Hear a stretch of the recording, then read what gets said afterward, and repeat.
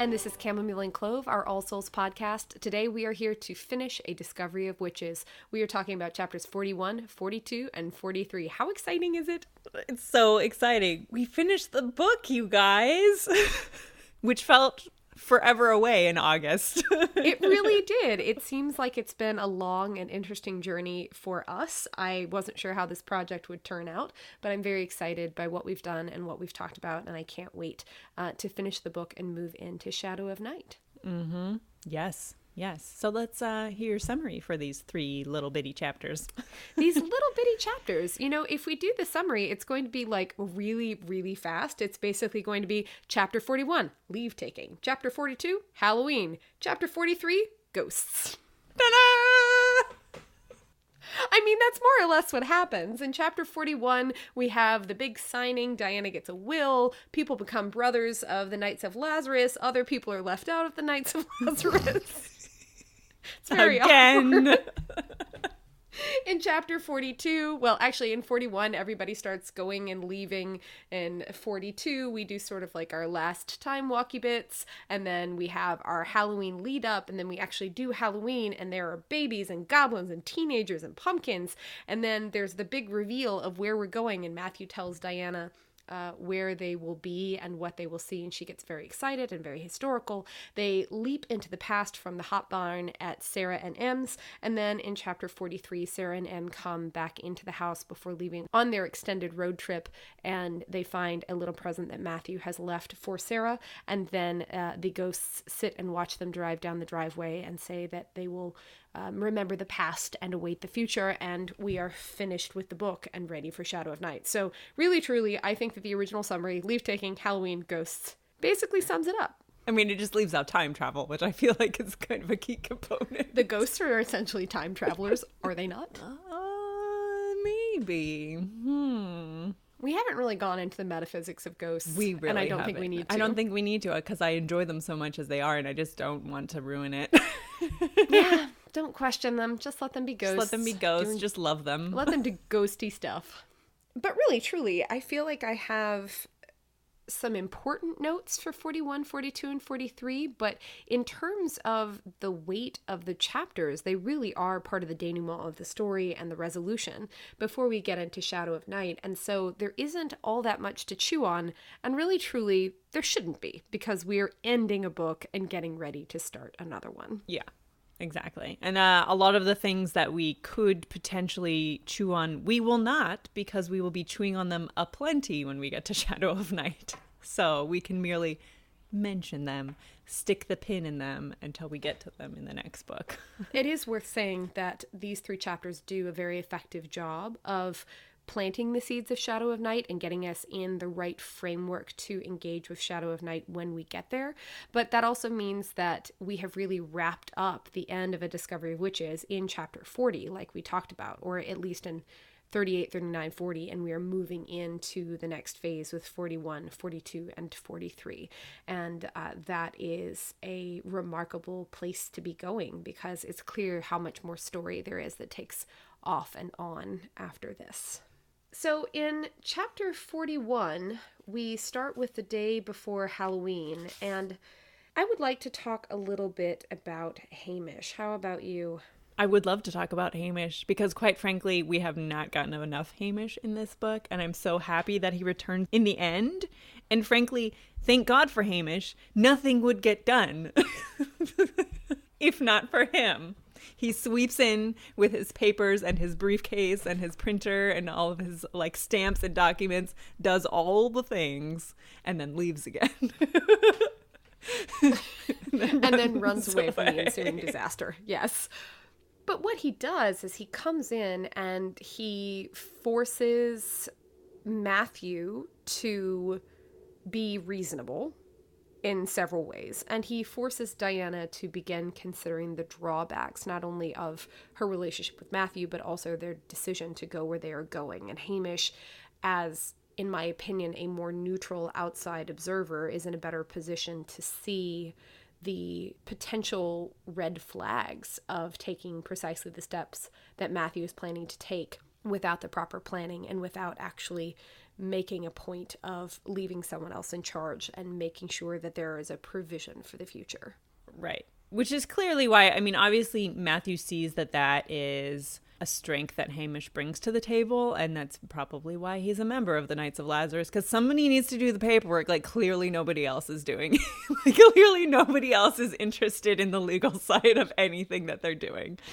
Someone has to be the glorified secretary of the Knights of Lazarus. I mean, they do. And I mean, we didn't get a chance to talk about it in chapter 40 because, you know, we had so much other stuff to talk about. But, you know, Hamish is the 9th knight and now he has been made seneschal. And so he's kind of like taking up all of this responsibility, as he should, because he's the only one who can or is willing to do it. So we talked about it a little bit before we started recording, but I really do think that the overarching theme of chapter 41 is responsibility, about the responsibility for the decisions that you make and the responsibility for the people around you.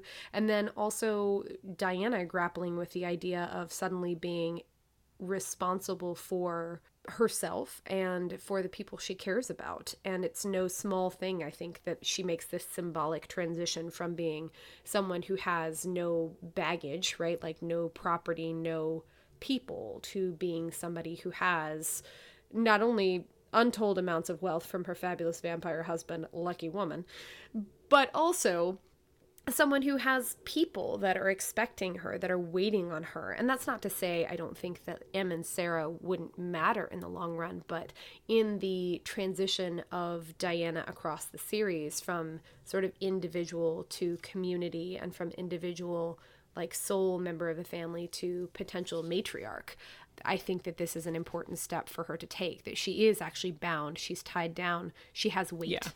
Yeah, and I agree with you that Hamish does a really important job, which is to say, you will do this thing. It's important. Here's why it's important. You're being childish. You need to be a grown-up and take this responsibility. You know, make a will. Like, it's not hard. I'm going to do it for you. I just need you to sign it. You don't even have to. No, like you just need to decide who's going to be in it, and then you have to sign it. Right, said every lawyer ever. But you would be surprised how many people have come into my office asking for wills and also wanting really strange things. Like I had a guy once ask me if I could specify that he be burned on a Viking pyre instead of being buried, and I'm like, sure, I'll put it in there. I don't know that anyone will actually do it. Right. I mean, no promises. No promises for sure. Unless you're like, you won't get your inheritance until I've been burned on a Viking pyre, and then maybe. Obviously. And it has to be witnessed. Whenever you want a conflict-free will, make sure it's conditional. Yeah.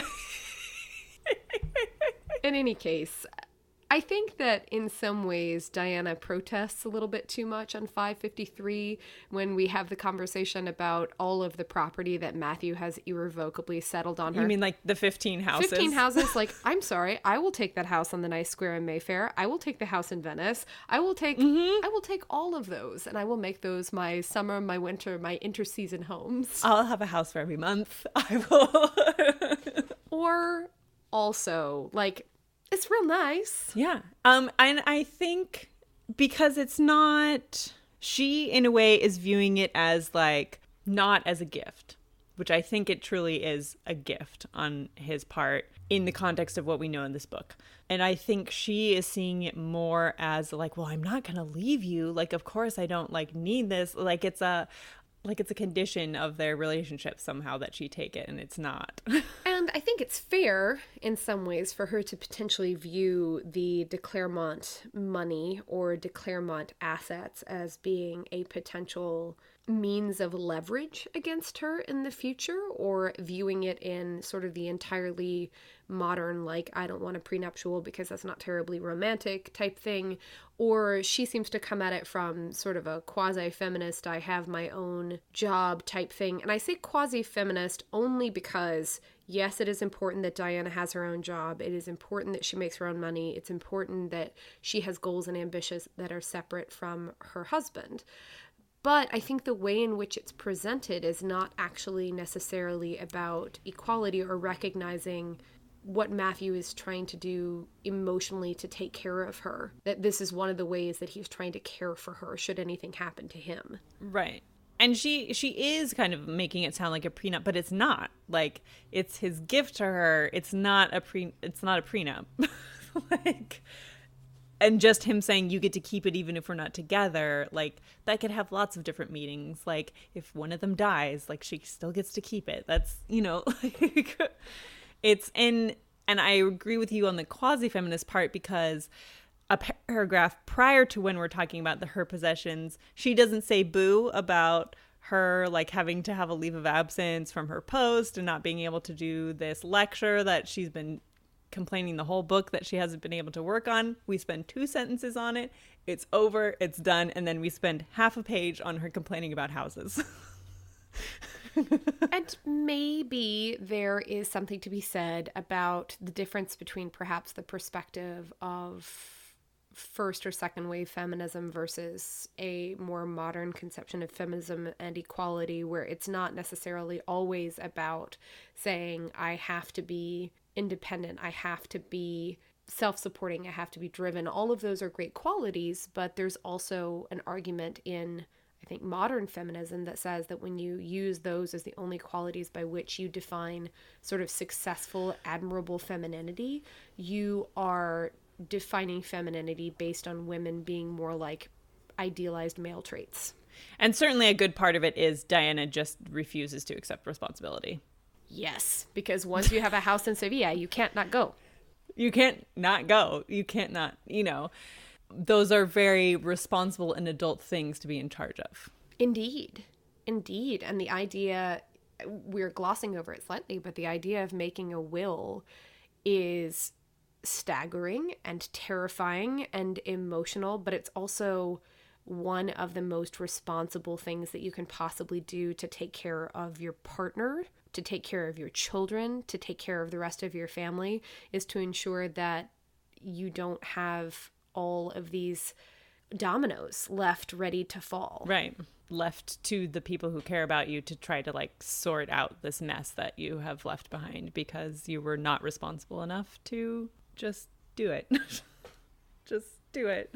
And I think that there's a certain amount of, like, Diana absolutely would have walked into the past and just been like just would have let all of this fall to pieces. And there's a bit of a conflict between that, I think, in the characterization of Diana at the beginning of the book.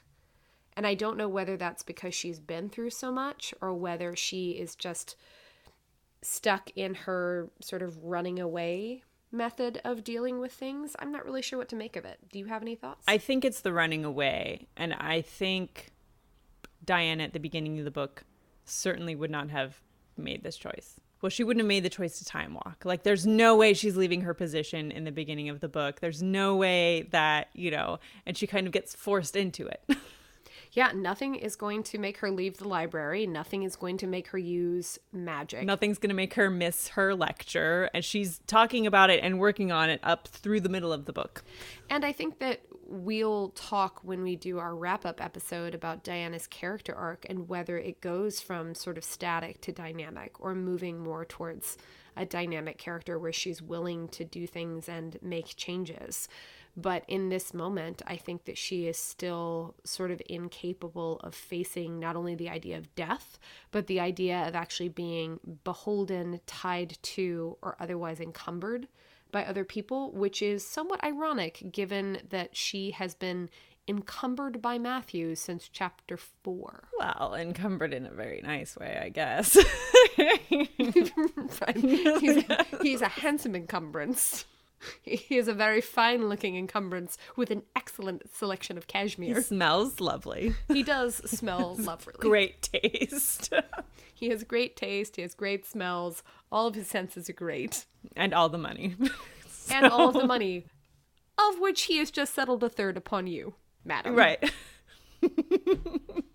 Now, had it been me, I probably would have been looking in the fine print to be like, are the horses included? Sure. Yeah. I would like the horses, please. That's important.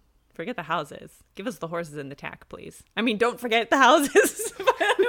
Don't forget the houses. Please. Please do not forget the flat in Paris, which I'm currently, imagining on like the 12th arrondissement or something with like this fantastic view. Mm-hmm. Doing my interior decorating. I am, actually. I'm currently decorating the villa in Rome in my head. I think a bit of it is like, when you go into something new and you're kind of like rushing into it because you're like so nervous and you're like, yeah, I'm going to do it. Like I've worked myself up to do it and we're going to do it. And you're there and like somebody like taps you on the shoulders like, you might want to, and you're like, oh, right. Well, there might be a certain aspect of it that's also having to do with the danger of time walking, which we've addressed only a little bit, but the fact that they've made this choice, it is inherently dangerous, and there's a chance that they won't return, or that like you just get stuck. They are time walking, presumably to the past. No one has said anything about time walking to the future, and so, I mean, they've just really talked about deadly places, so maybe it's more practical than even we thought. Sure, although to be fair, they do time walk quite a bit in the last like 5 chapters, and they don't go to any deadly places. They just go to like the day before. So you can time walk to places that are not dangerous. True, but they are practicing for the dangerous places. Sure. Go big or go home. Right. Witch hunt or bust.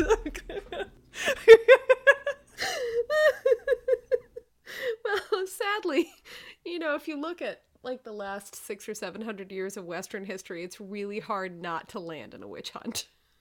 It's true. And we're in a time travel fantasy with a woman, and there will be a witch hunt. It's not a spoiler. Anyway, do you want to talk about Miriam? I do. For a little change of tone? Yeah. Okay. Before we move on to talking about Miriam, I would like to sort of note on 553 that Diana makes the conscious choice to divide the estate equally amongst their mutual children, all of their children, and specifically includes Marcus, which is a lovely thing to do. But then, of course, bringing back the idea of potential conception and future children, she is envisioning a family. She is envisioning a future that is larger than herself and Matthew, which I think is a positive change for her. I think it definitely is a signal of growth, not only that she's willing to embrace that as an idea, but then also that she is actually making plans for it. Yes, I agree with you. And then we have Miriam still not being included in the Knights of Lazarus. And she has this quote on 554 where she says, "You can't keep making demons members of the Brotherhood," which I read as code for you can't keep making other people members of the Brotherhood. It definitely feels like I was here first. Yeah. Where she just like is there like practically open mouthed. You can see her sitting at the table just like eyes wide, like open mouth, just like, are you effing kidding me? I do think it's interesting that in this chapter and then in the one where she is talking to Matthew about making Marcus the marshal, I think it's interesting that she seems to have a very old-fashioned conception of what conflict is going to look like between creatures. It definitely reads as though she thinks that whatever war is coming is going to be one of fists and teeth and spells and... Or chainmail and swords and...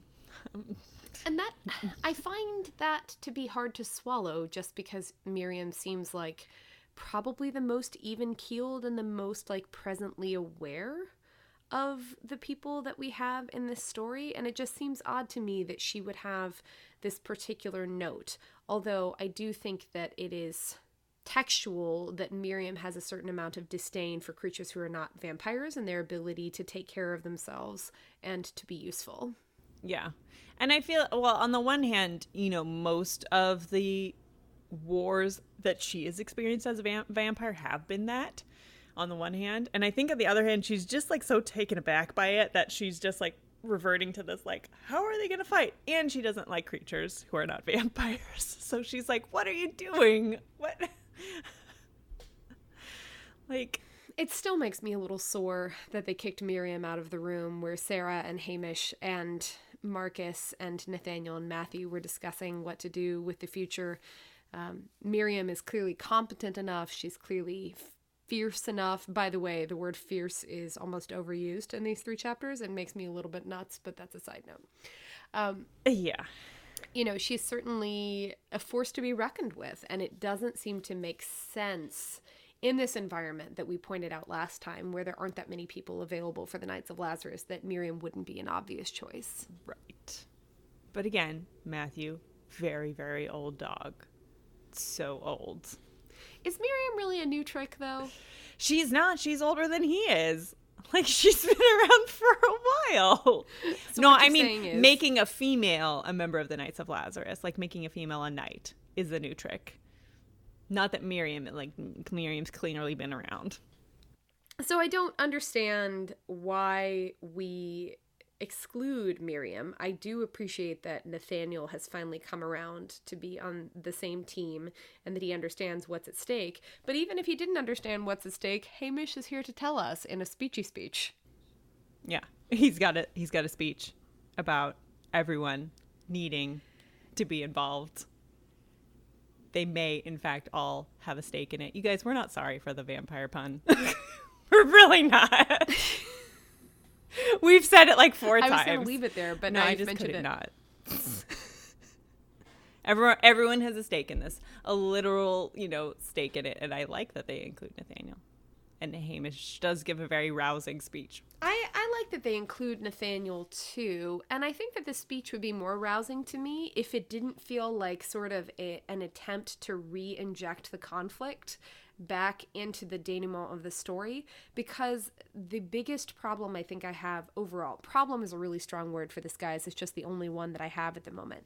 I think that the thing that is tripping me up the most about the pacing of basically the last 10 chapters of the book is the fact that we have this sort of like in again, out again relationship with the central narrative conflict, and it's difficult in the conclusion of the book to see where the conflict is actually exerting pressure on the story. And I think that's one of the drawbacks of having a really big conflict that works in the long range of the books. It makes sometimes the conflict in the individual book seem a little bit slow or belabored. And this feels less like Hamish being Hamish and more like an authorial insertion of like, hey guys, this is why this matters.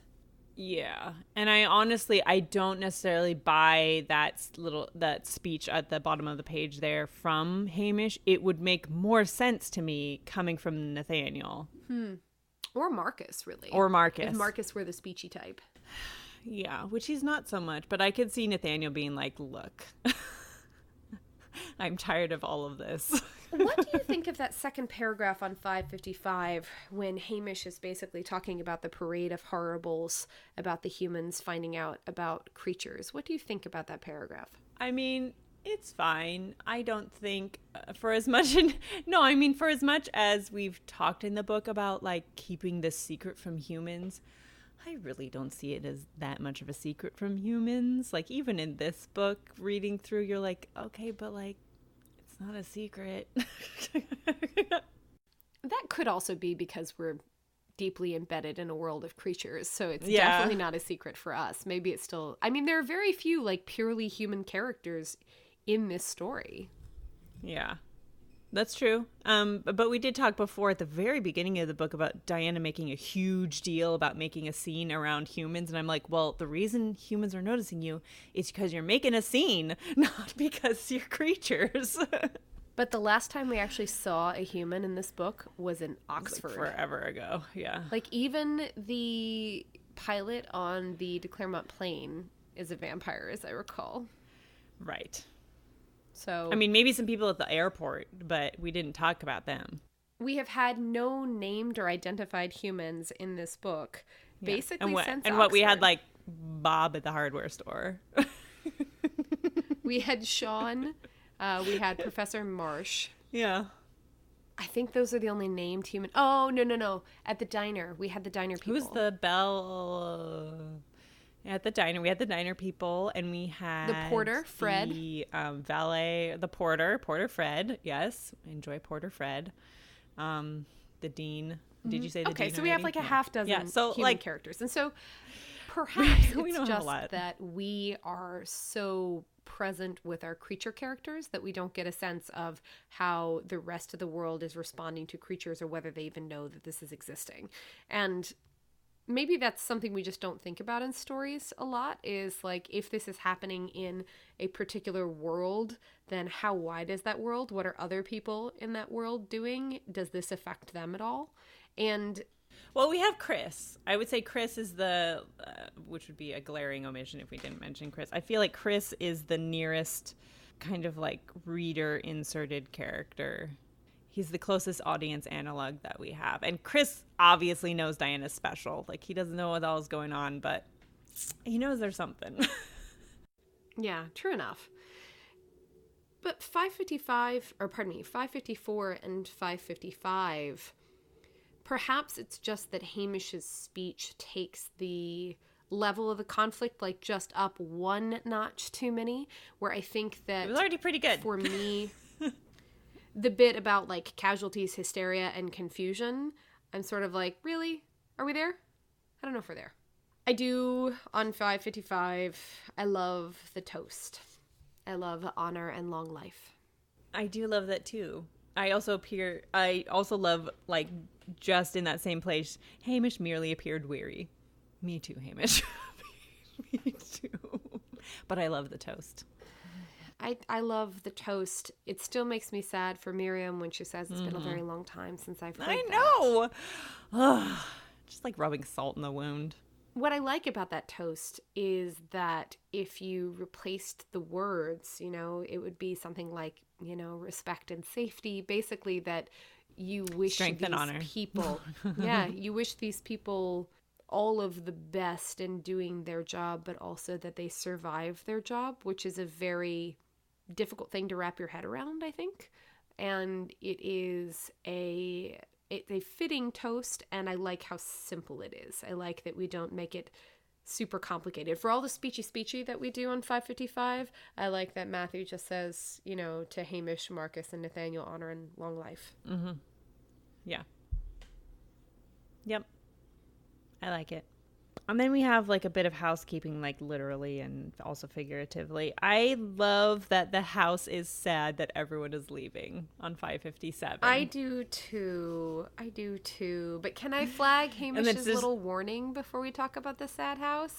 Oh, yeah, go for it. Yeah, I skipped over Hamish's warning. Go. Do it. No, I'd rather talk about sad house. Okay, we could talk about sad house, but we'll come back to Hamish's warning at the end of the chapter or whenever. I love that the house is like throwing a little temper tantrum and like sighs. And Sarah and Em are like, we miss them, and the house like sighs. And I'm like, Oh, house. Oh, house, I'm sorry. But there is something to be said where a house and a home is happier when there's people in it. That it was like full up to the rafters with demons and witches and vampires. And that was a much happier and more comfortable environment than an empty house. It also implies that the Bishop house, had it not wanted those people in it, just wouldn't have made room for them. Right.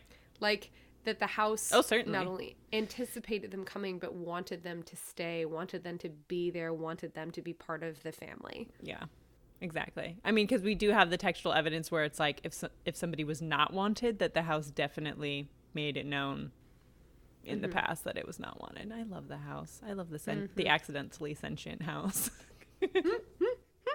So before we go any farther, I just wanted to mark on page 556 where Hamish says, just doing my job with forced cheerfulness. And he says, remember what I told you, there will be no way to call for help if you need it. And Diana says, I won't need it. And the thing that I just want to stick a pin in is that I don't know whether that confidence that she's expressing is sort of like a false bravado, or whether she actually believes that she won't need help. I mean, isn't the whole premise that they're going to the past to look for help? To get help? I think perhaps she thinks she won't need help in that way. And I do think it's more bluster from her trying to justify and reinforce her choices.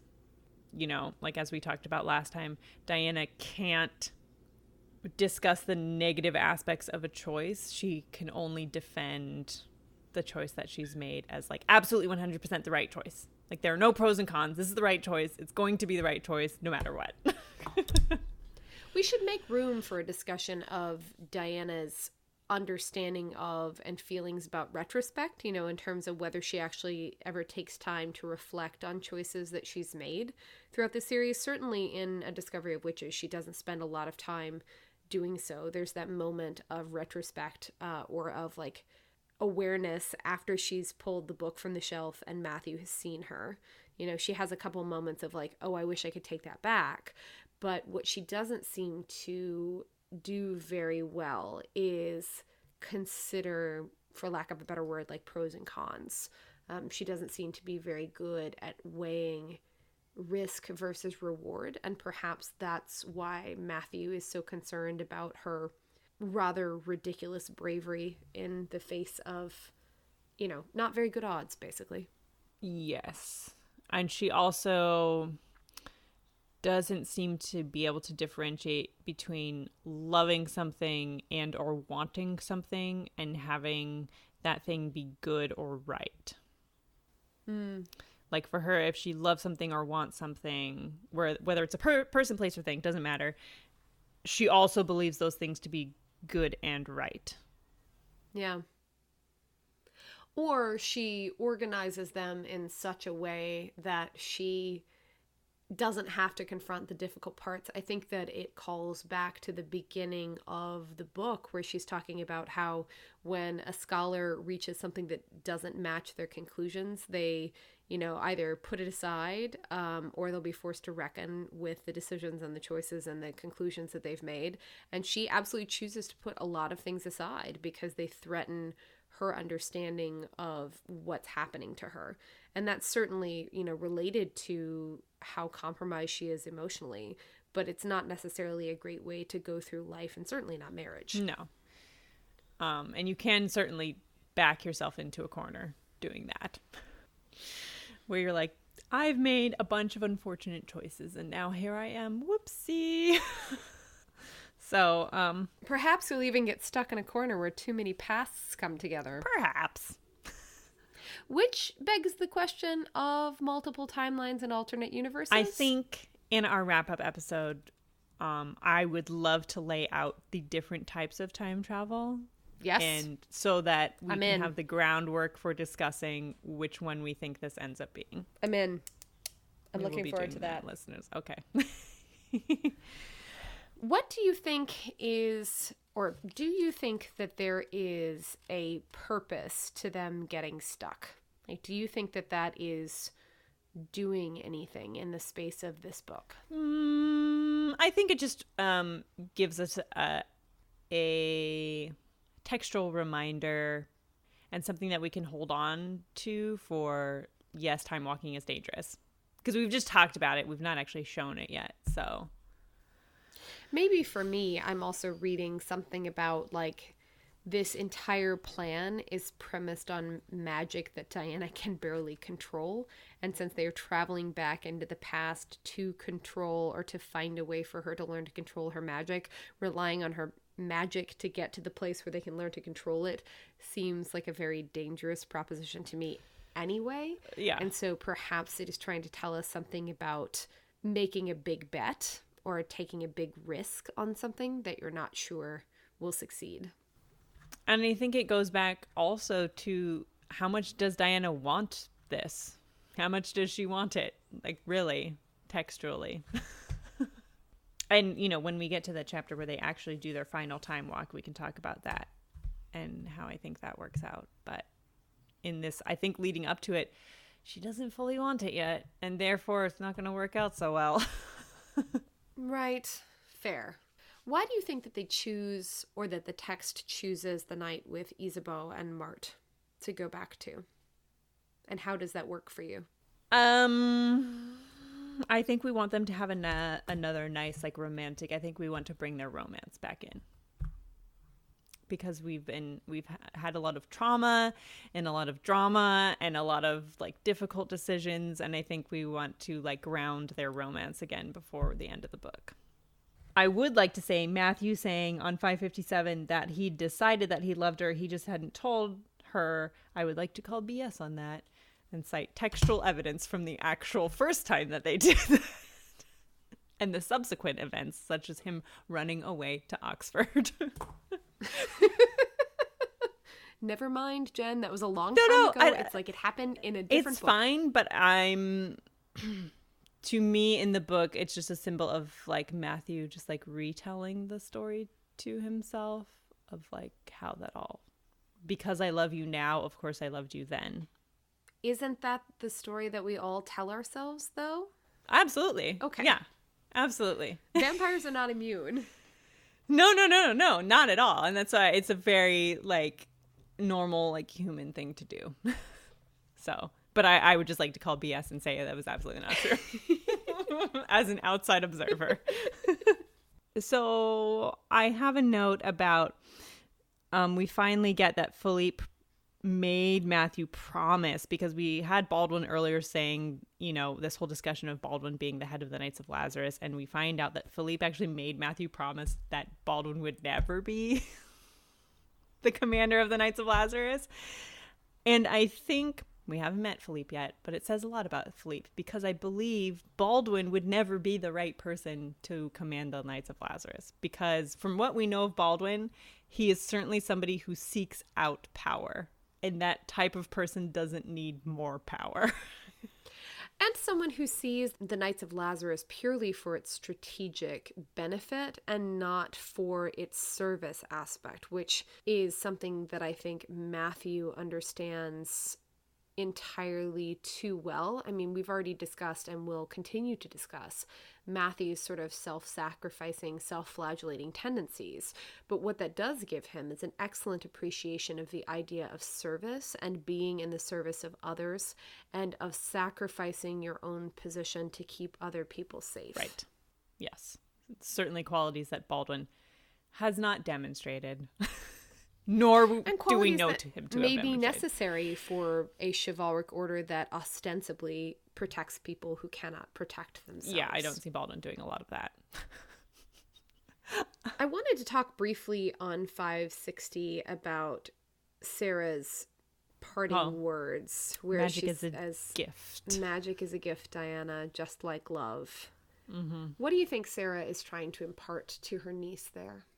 That it's something that ought to be cherished. Diana really, up to this point, has not appreciated or cherished her magic. She has, in fact, done the opposite of that and just wished that it just never existed. And for something to be a gift, like, it holds a high importance and should be valued. And it does tie back, too, to Stephen's comment about love being the strongest magic. So you have this, like, repetition of, again, of the combination of magic and love being very similar to each other, or the same. Mm-hmm. There's that. And for me, there's also this idea that magic, like love, is something given and that you have to be open and receiving, but also that you don't control it.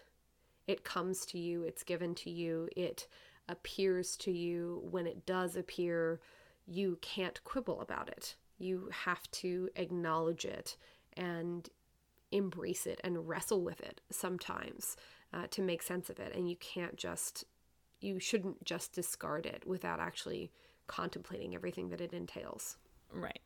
You cannot put in an Amazon order for magic or love. Are you sure about that? I feel like I saw that on my suggested... Okay, fine. And then right at the end of the chapter, this comment in fact, the very last line of the chapter 561, where everyone, has gone, and Diana says, and then we were alone. And that's the end of the chapter. But they're not really alone. Like, they're alone in that physical space, but they're no longer alone in their quest or their challenges. Unlike previously, when they were, in fact, alone. But they're also in a position where they can't bring any of those people and resources that they have relied upon so heavily for the duration of this book into the next challenge. They can't, all the points they scored in this level, they have to leave behind. They can't, there's no Miriam to help Diana with the Peter Knox of wherever they're going. There's no Marcus to call on the phone. There's no Em and Sarah to check on her. I think that I agree with you that they have people, but perhaps that makes their loneliness that much more poignant. And the idea that like they had a support system in the 21st century that they will leave behind when they go whenever they are going. So I think then it's more of like an acknowledgement from Diana that she and they acquired people through the course of this story. And now they are gone. Whereas previously, I do not think she would have acknowledged herself as being alone. I think she would have qualified it as independent. I agree with you. I don't think that she would have talked about it in terms of loneliness or being alone or being solitary. I think that she would have framed it as she's doing her own thing. Right. She's being independent. As we move into 42 and 43, I would just like to say that I think that these two chapters, as they are written, are two of my favorites in the entire book. I really, truly enjoy them wholeheartedly. Yeah. I think from the second half of 42 all the way through 43 is right up there for me, along with the LaPierre chapter that when we talked about it, like as my top three chapters Absolutely. in the book. They're right. so, in terms of writing craft and also story craft and just like character work, it's so good. It is so good, and it's great groundwork for the next book and for the things and the places where the series will go. I wanted to talk on 563 about this idea of the 40 days. So what Matthew is referring to in that paragraph, for anybody who hasn't done any sort of Judeo-Christian sort of Western religion study, 40 days or the number 40 is used often in the Bible, usually to distinguish the difference between epochs, basically 40 years, 40 days, 40 nights, 40 generations. That number is symbolic in terms of expressing a very long time and a separation between like the old and the new. And I think that that's an interesting symbolic choice also for Matthew to point it out. And we really have gone through sort of an epochal shift in the course of this book. Yeah. And not just like a shift in time, but it's often used classically as like a period of trials. So a shift in the person's character also, not just in the period of time. So again, I mean, we've expressed our difficulties with the time lock on this book with the 40 days and the challenges that presents to the story and the characters and how sometimes it works and sometimes it doesn't. I'm not sure that for me it necessarily works or doesn't work here, and I probably wouldn't have noticed if Matthew hadn't said anything on 563 about how much time it's been. I think that lends a sense of significance to it that it doesn't need to have necessarily. There's symbolism enough. There is a lot of symbolism. And it does make sense coming from Matthew, since he is our person of Christian faith in the series. So it makes sense coming from him. But there's other symbolism that works better for me in the books than the 40 days. Indeed. And I don't think that if you took this particular paragraph or this statement of Matthew's out, I don't know that anything would change. I don't think that there's anything about this story that would be altered if you removed that one line. Not arguing that it needs to be done, just saying that I don't think that it gets us anywhere. I don't think that it does the heavy lifting that perhaps it was intended to do, or the right. text Although I wants it think to from do. a character standpoint, it's significant to Matthew as a character, and so So I'm okay with it being there, but yeah, you're right. It doesn't add anything to like the larger storyline, just that it's significant for a particular character. I would like, since we are on 563, to point out Diana saying that he had gradually taken on the responsibility of 8 other lives. The responsibility that's not actually his responsibility. And I was thinking about this when I was taking my notes, and I feel like the reason why having all the members of the conventicle in the bishop house was so discordant is because Matthew is not supposed to be leading them. Diana is the one who's supposed to be leading them. They have been drawn to Diana, and the reason that there is like so much turmoil is that she's not doing her job. And she's still not, because she's like, Matthew took care of it. You know? And now we have it textually where I'm just like, okay, but honey, that was your job. Like, they're all there for you. There's also an argument to be made that they're there for the combination, that they're there for the balance that Matthew and Diana are capable of obtaining. But yes, I think that they're there for Diana in the sense that Diana is the reason, Diana is the glue, Diana is the one who will make the difference. She is the change, whereas Matthew is, stability and constancy. He's a catalyst. Absolutely. Well, Matthew was her catalyst. I mean, but she is, she is all of those things, and she's still, it's not working as well as it could because she is still not taking responsibility. And also because she's not recognizing, she is sort of dancing around the fact that that's one of Matthew's greatest character flaws, is that he refuses to allow anyone else to share responsibility, or he's extremely dictatorial about who can and cannot share responsibility or who can be responsible for themselves. And that's something that it takes him a long time to work through, and that he definitely does not work through in the course of A Discovery of Witches. So she is sort of tacitly acknowledging that that's a thing that he does, without, again, recognizing that that's a problem, and that is a place where their partnership could be improved if she stepped up and did her part, which is harmonizing and recognizing people's priorities and being a bit more empathetic and being an agent of change. Or at least acknowledging like her part in this whole thing. Right. If only Diana would acknowledge her part in things. It's really tough to have a protagonist who doesn't realize they're a protagonist. And who has to be dragged into this whole thing, like kicking and screaming at every turn. Like, yeah. We've got to save that for like next week's Diana as protagonist talk. Yeah, we do. But I mean, here it makes sense because she literally says this and I'm like, really? Really? On a lighter note, they're having some very sexy time on 564, and I have to say there's nothing like the romance of smallpox blister bursting to make me get in the mood. Wow. That assumes that you've had more than one smallpox vaccine, which I'm pretty sure would kill you. It just comes up so weirdly, and she's talking about how the bath and like implied sexy time, and then somewhere along the way, my smallpox blister burst. Somewhere along the way. Woo! Somewhere into so the bathtub. Right now. I'm so hot, I'm full of communicable diseases. Talk dirty to me. My Lanta. Talk blisters to me, baby. Ugh. What? Anyway, I'm happy for her, but I just feel like that put a damper on the mood. Maybe that's just one of the loose ends that we have to tie up before we take our next steps. If we have to say, remember guys, when Diana got that inoculation, it's all okay. She's not going to get smallpox. The pregnant lady is gone. It worked. It's all okay. Don't worry. Sophie's not going to Nobody get touched her. Guys. It's fine.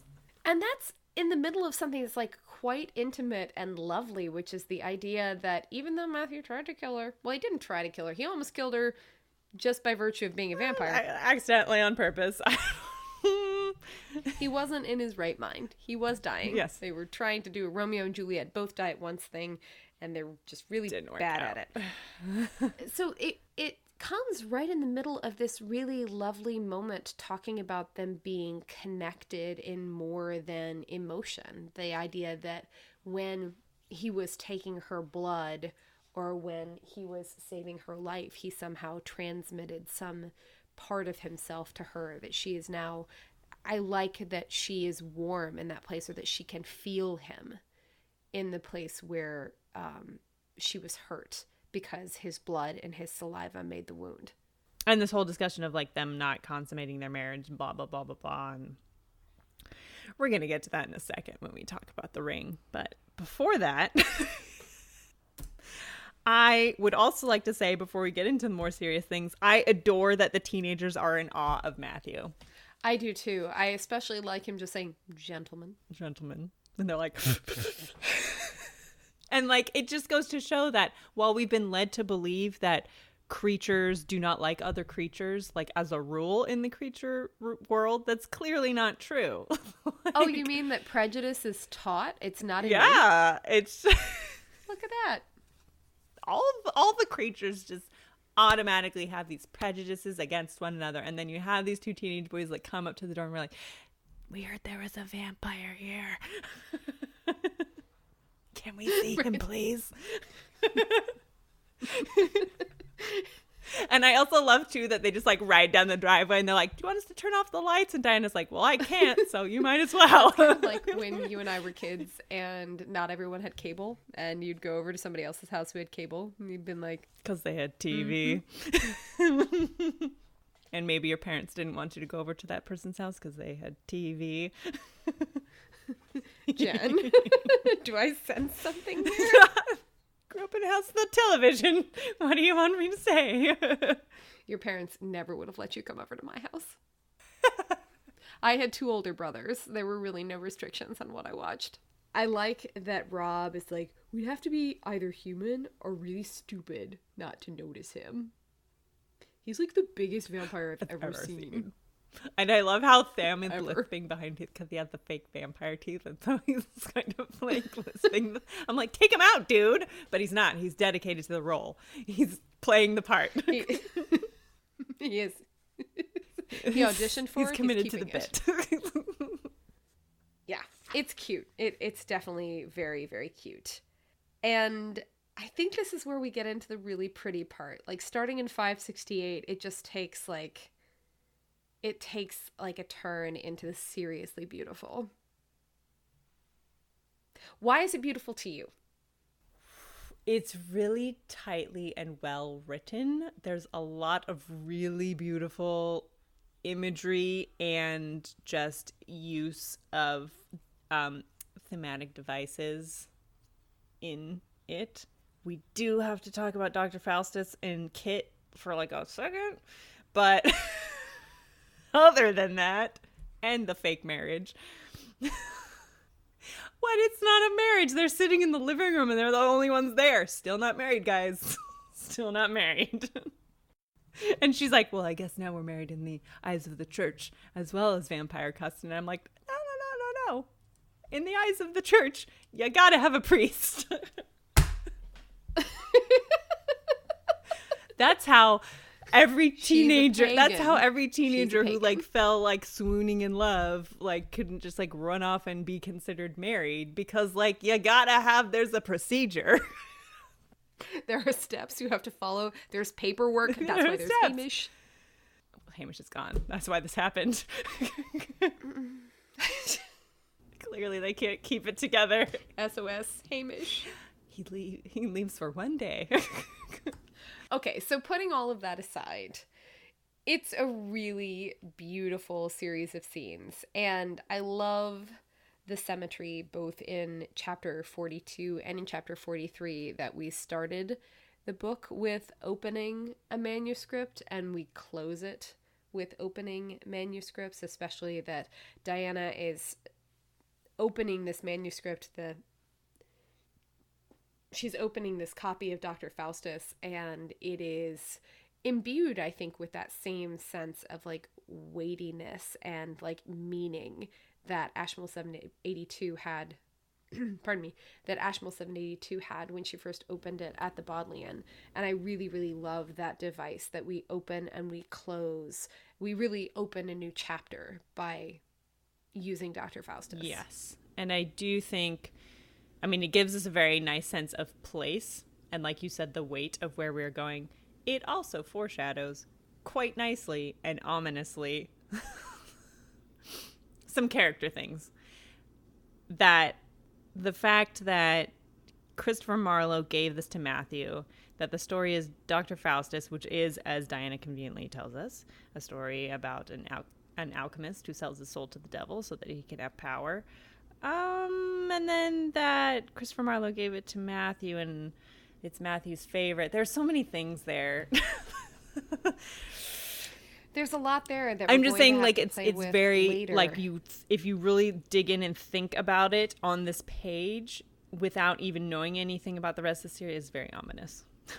It is very ominous, and Diana skims over it as she is wont to do with ominous things. In part, I think because she's trying so hard to figure out the puzzle of where they're going that she's just absolutely into it. Yes, and in true Diana fashion, she gets stuck on the wrong thing, which was this guy in love with you? And Matthew's like, yeah, actually he was, but like, let's just whistle past the rest of this. He was, but it wasn't mutual. But it wasn't mutual. It's fine. Like, I feel like she like misses just like the forest for the one tree, which is, was a man in love with you?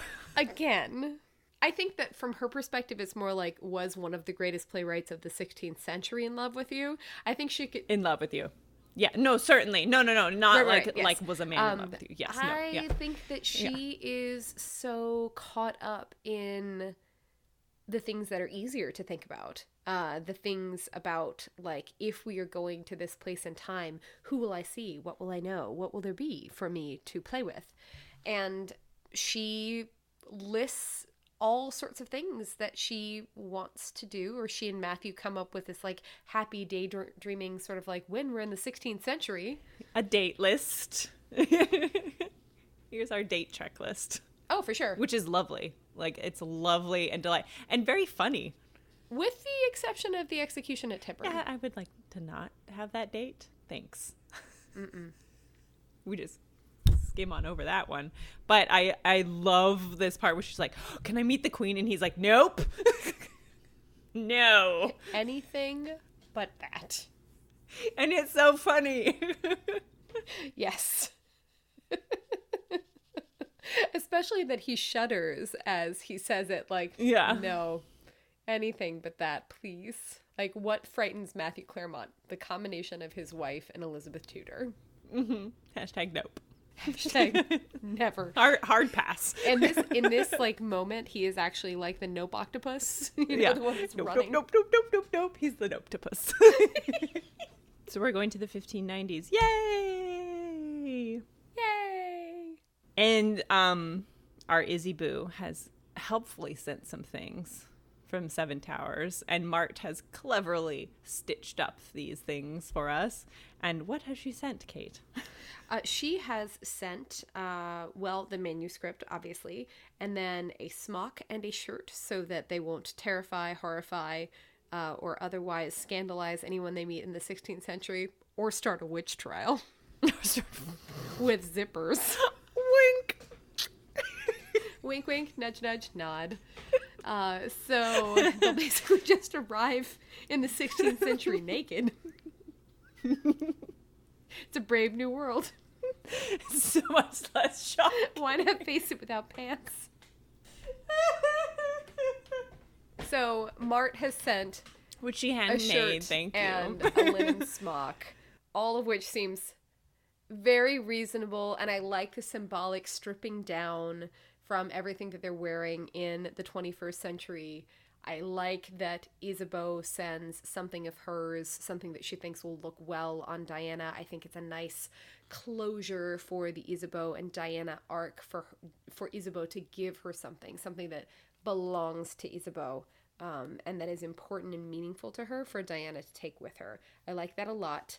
And if you saw... Oops, sorry, go. I was just going to say, the ring style, not to my personal taste, but I enjoy the gesture, and I enjoy the posies and the relationship. And I think that it's, period appropriate, obviously. If you follow the real-time reading, there is a post that includes a picture of what these puzzle rings looked like, and they were very much in vogue in a certain period in between, like, I believe it was the 16th and the 17th centuries. And it's very, yeah, and I do think that the posies work really well for Matthew and Diana's relationship as, you know, boding of things to come, I guess, and things that have already happened. So I think that's very well done. Gold star, Deborah. Absolutely. That is a beautiful, beautiful sentiment. And you're doing that because you have some quibbles right here, don't you? I do. I mean, it's very romantic. I love the ceremony. Y'all, they're still not married. And I hate that Matthew's like, yep, we sure are. Even though, like, he's a Christian, he should know there's got to be a priest present, even though Diana's a pagan. Like, and so much he hasn't told her. So they're, like, having this second, like, wedding incident. And I'm like, but... So it doesn't make me make the noises of consternation, the same way it does for you. Because I think that this scene is actually super, super sweet. Oh, it's beautiful. It's beautiful and sweet. It's just like when she says, oh, now we're married in the eyes of the church. And I'm like, nope, sorry. Well, I mean, at least he follows it up to say, well, in your eyes too, I hope. Because obviously she's going to run off with another handsome vampire. That's how these things work. Yes. Yes. Thank you, Matthew, for that consideration to your surprise wife. This time around, she also thinks that you're married. So Isabeau sends these other books on page 573, and they do Matthew a bit of a startle. Uh-huh. Because on 573, he says, my annotations are in this book, and I don't remember putting them there. And Diana says, it's more than 400 years old. Maybe you forgot. In spite of my words, a cold finger ran up my spine. Jen, do you care to tackle this one first? So we've talked a little bit, and certainly in our wrap-up, we're going to talk all about the different types of time travel. But what we have been talking about so far is that the type of time travel that has happened up to this point in this book has been circular, has been a stable loop. So things that happen were always meant to happen are the results of things that happened. Okay, so it's very much a circular thing. So having something like this show up in what has otherwise been a stable time loop kind of throws a wrench into that whole thing. Unless we accept that it has been a very long time and Matthew very well could have forgotten. You know, but because we shine a light on it is really difficult. And also it doesn't help that the book that in question wasn't published till 4 years after they actually go back in time. And I think that the problem, again, problem being the word that I have, not necessarily one that throws me out of the story, is that so often in time travel narratives, we don't actually have a character from the time go back into a time where they were actually living. And so it creates a bit of a ripple where I think that we either have to accept that it is a semi-stable time loop where like certain things don't happen until they are meant to happen, like they're decided that they're going to happen, and that's when things change, or that there is some way that all of this works and is linear and doesn't actually make your head go into mush. But I don't know that that's true. No, I don't think so. And I think you're right. It does make more sense if there is a time when everything is supposed to happen and it doesn't happen until that time. Because magic, not science. Right. Absolutely magic, not science, not logic. And basically the moment where on 575 they walk to the hop barn, basically from there on it is so perfect. So perfect. Wouldn't change a word, wouldn't change a second, wouldn't change anything about it. Yeah. So good.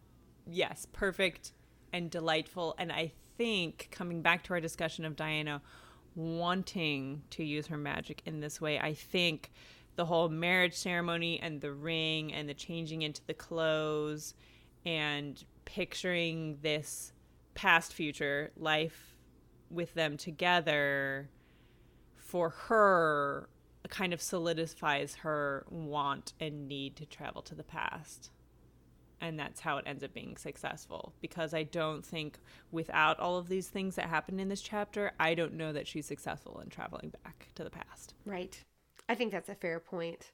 She's ready. She's in the right mindset. She's thinking about possibility instead of danger. Like she's going towards something instead of running away from it.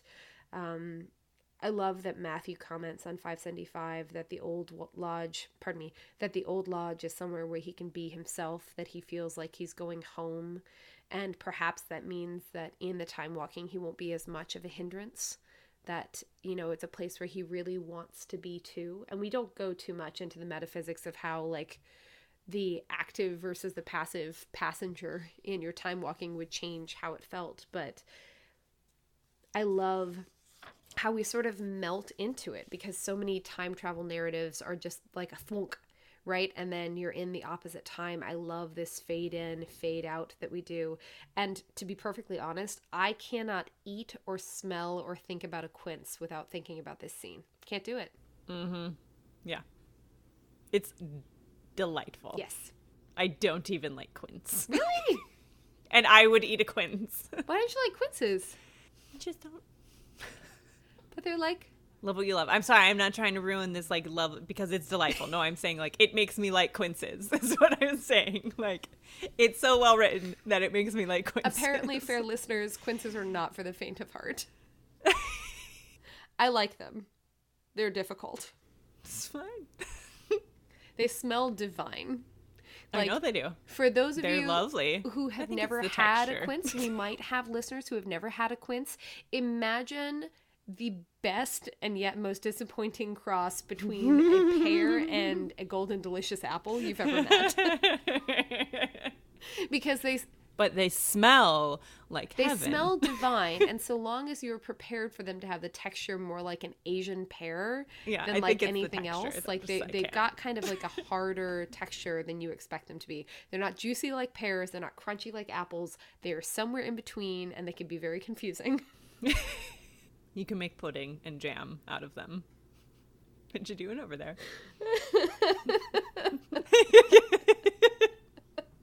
I'm resisting the urge to rattle off all the recipes where you use quince. That's what I'm doing. So many. You can stew them. I mean, just like, whatever, go to town on quince. My mother loves them. Okay, so. fair enough. And then we go back in time. We do, but it's so lovely where she just says it's time, and then they step, and then the chapter closes, and like not a moment, not a word longer. It's just, it's the right time. It's beautifully done. It is masterful. Yes. I love it. It makes me excited for Shadow of Night every time that I read it. Like, next book. I know. I'm sorry to all of you that had to wait for Shadow of Night. I didn't. I just got to open it the next day and read it. Not to brag or anything. I'm gonna let you finish. Go.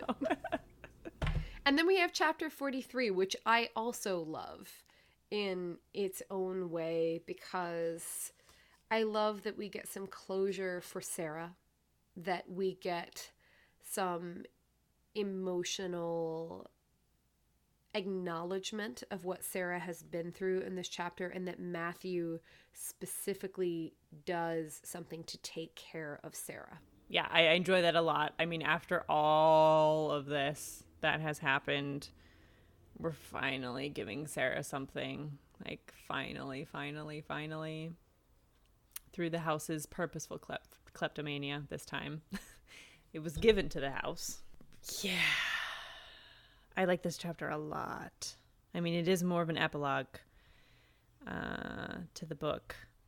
But it's really lovely. And really the only note I have on it is Sarah talking about Matthew kind of doing confessional to her. And she writes it off as like his need to have a priest because he comes from a Christian tradition and they're going someplace where everything is uncertain and he just needs to like do this thing. And I read it very much as like, well, Sarah is the matriarch of the family, a woman, and connected to Diana. So Matthew's kind of like dumping all of his stuff before he goes. And adding that to Sarah's emotional pile, I guess. Mm-hmm. So I see that part, right, where he is potentially asking Sarah to do a certain amount of emotional labor for him, to hold space for him. I also see potentially that it is Matthew mirroring the concerns that Hamish had. Like, I've always read it as Matthew is terrified because he doesn't know what will happen when he goes back to a place he's already been. And he doesn't know what kind of a creature he'll be. He doesn't know what kind of a relationship he'll have with Diana. That some of this is giving Sarah, who is the only person that he also sees as being responsible for and worthy of Diana, giving her some portion of his insecurity and his anxiety because she's the only one strong enough to handle it. Right. Yeah. And you're definitely right that it shows a lot of excellent self-awareness on Matthew's part for that. But then, you know, a very small part of me is like, hasn't Sarah had enough? Oh, I'm there too. I think that Sarah's the difficulty of parsing Sarah's emotions through this book is something that I really hope the TV series will address, because we'll have Sarah played by an actress, and Sarah, by virtue of being embodied rather than viewed through Diana's lens, will be somebody whose emotions I think we can get more clearly. But she kills me. And there are two things that I especially love in 578 and 579, and they are maybe like two of my favorite paragraphs in the entire book. And the first one is this beautifully structured sentence where she says, "The words conjured up the image of Diana, clear, bright, unbidden, her face framed with gauzy wings, and her throat thickly encircled with silver and diamonds." It's the clear, bright, unbidden that just, it wrecks me every time. Yeah. It's real good. So good. And then on 579, I love the description of the ampulla falling into the fireplace and the house sighing with relief, and that she is not sharp enough to catch the cinnamon and blackthorn, honeysuckle, and chamomile dancing in the air. Like, the idea that these scents have been reunited, that they've belonged together all along and they've only been artificially separated, and that somehow by taking this step, they are actually coming closer together. It's a beautiful note on which to end the book. Well, and by going through fire, because that's what, you know, I missed that part. Happens. Like going through fire, going through quite a trial there, and just kind of, you know, starting something new. To be determined. Something that is joint, like an enterprise that is something that is together. Both of them. I think that's really lovely. Yeah. Yep. It's good. It's so real good. Someone else, like, I have nothing to say. I don't even have anything else to say, but I'm sure you guys do, because you've been so active on our Facebook group, which has been great, and seeing your comments on Twitter and through our email has been lovely too. This is a reminder that as we have now finished A Discovery of Witches, we are ready to start compiling your notes and thoughts for our wrap-up episode, which will take place either in 1 or 2 parts. We haven't decided yet, but our wrap-up episodes, parentheses, to be determined, will come out in the next couple weeks. And if you have thoughts, concerns, criticisms, questions, bits of the book you wish we talked about but we didn't, then we would love to hear from you. Yeah, there's definitely so many things that we could have talked about and didn't. So, you know, if you share your favorite parts with us and what you think of it. And additionally, I would like to say, have no fear, there will be a spoiler section somewhere in our wrap-up discussion. So if you have something to say that's about the series as a whole and you want to share it, we will absolutely talk about it.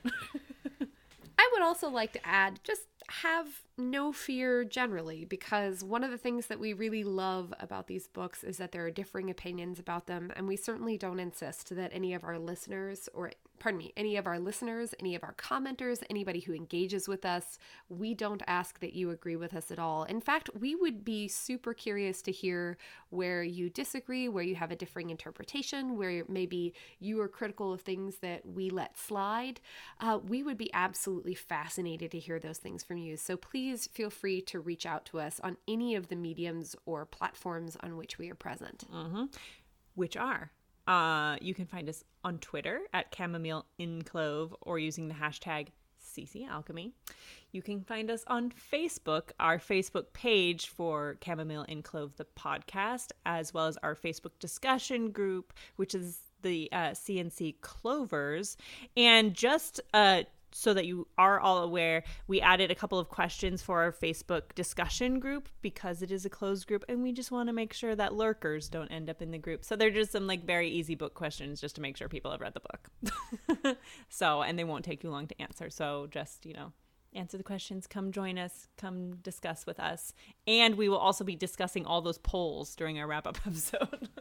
Oh, we sure will. Yes. And if you have anything else, you can always email us at chamomileandclovecast@gmail.com. Yeah. And find us on our website always, chamomileandclovecast.wordpress.com. I think we're even the first thing that comes up, other than maybe a recipe for tea when you Google chamomile and clove. Which is fair. So you can find us. And in the weeks to come, please expect that we will post a bit of a schedule about our wrap-up episodes, what will happen after we do wrap-up, the little break we'll be taking, and some other exciting news that is on its way to you very, very soon. So thank you for listening. Thank you so much for engaging with this project and giving us the joy that you do. Yeah. Thank you. Thanks for listening. Talk to you guys next time. Good night. Good night.